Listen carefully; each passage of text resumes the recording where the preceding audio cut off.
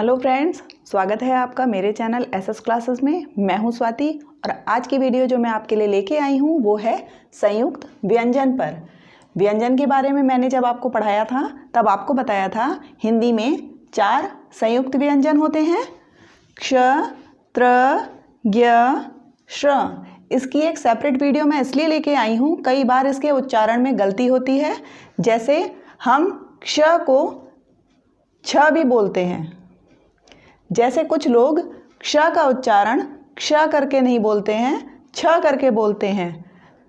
त्र को भी सही तरीके से नहीं बोलते हैं। आइए जानते हैं संयुक्त व्यंजन क्या होता है और इनको किस तरह से जोड़ के लिखा जाता है। संयुक्त व्यंजन के बारे में आप सबसे पहले ये जानिए कि संयुक्त व्यंजन 2 व्यंजन के जोड़ से बनने वाला एक नया व्यंजन होता है। जैसे क्ष को एक संयुक्त व्यंजन की संज्ञा दी जाती है। क्यों? क्योंकि ये 2 व्यंजन के जोड़ से बना है। यहाँ आप देख रहे हैं का के नीचे हलंत लगा है, आधा का और श।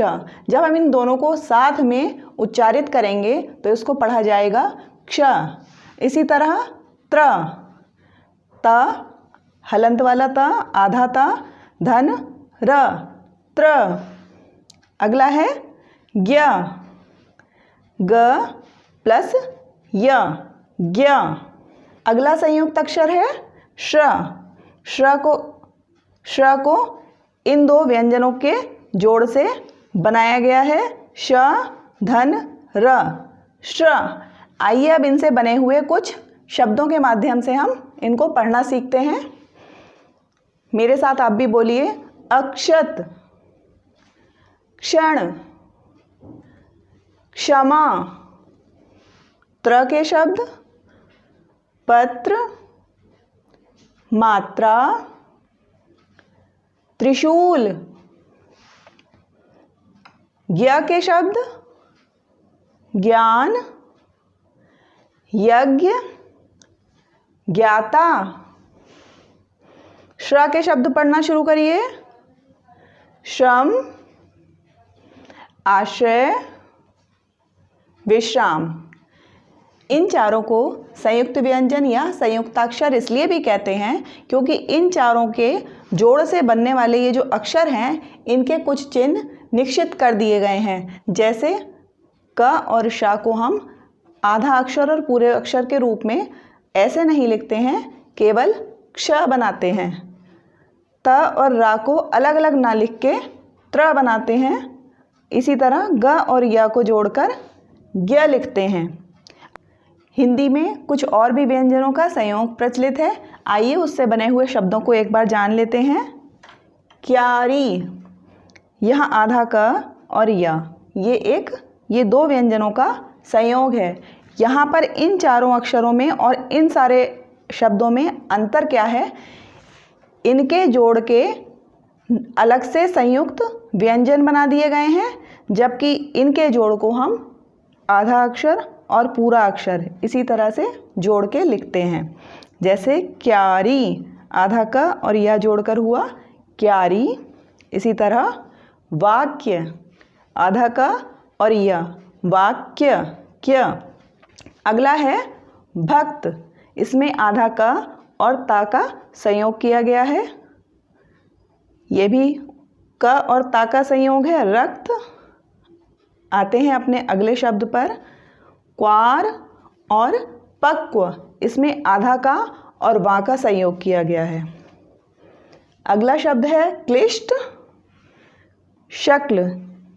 इन दोनों शब्दों में आधा का और ला का संयोग किया गया है। स्तुति, आत्मा, यहाँ पर आधा सा और त को जोड़कर लिखा गया है स्तुति।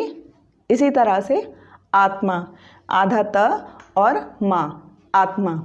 संयुक्त अक्षर ये भी हैं और इनमें भी हैं, मगर अंतर क्या है? यहाँ पर जो संयुक्त अक्षर लिखे गए हैं वो इनके बेसिक अक्षरों को जोड़ के ही लिखा गया है, जबकि ये वाले चारों जो संयुक्त व्यंजन हैं इन व्यंजनों का एक नया रूप दे दिया गया है। जब हम इन अक्षरों को जोड़ करके कुछ लिखेंगे या इन अक्षरों के संयोग से हम कोई भी शब्द लिखेंगे तो उस शब्द में इन अक्षरों का जोड़ नहीं लिखा जाता है, तब हम वहाँ पर ये नए संयुक्त व्यंजन को प्रयोग करेंगे।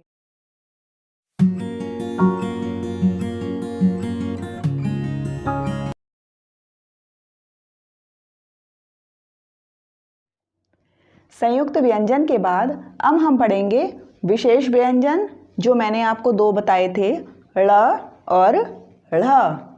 ळ और ढ़ को उच्चारित करते हुए मैं यहाँ पर आपके लिए कुछ शब्द लाई हूँ ताकि आप ळ और ड, ढ़ और ढ इन दोनों में सही से अंतर करना सीख सकें।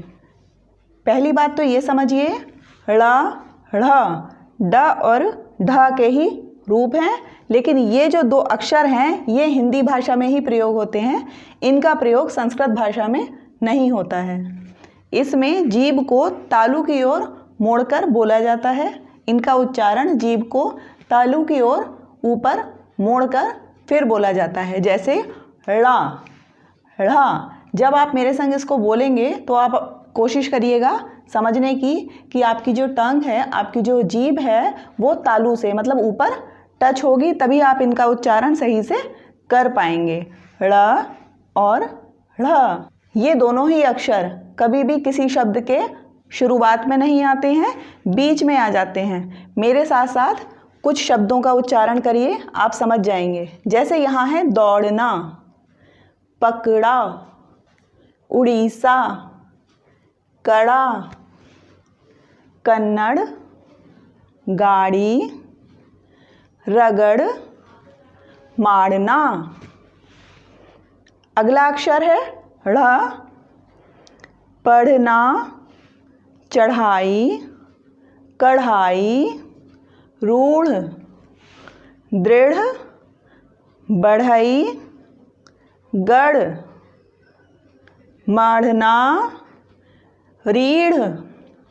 अब आप देखिएगा, मैंने ये दोनों लाइनें बोली, ये लाइन छोड़ दी, ये दोनों लाइन बोली और ये लाइन छोड़ दी। ये दोनों अक्षर के शब्द मैं आपके लिए इसलिए लाई हूँ ताकि आप इसमें अंतर कर सकें। यह है ड से डलिया, डमरू, डूबा, डोंगा, और इसको क्या पढ़ेंगे, दौड़ना, पकड़ा, उड़ीसा।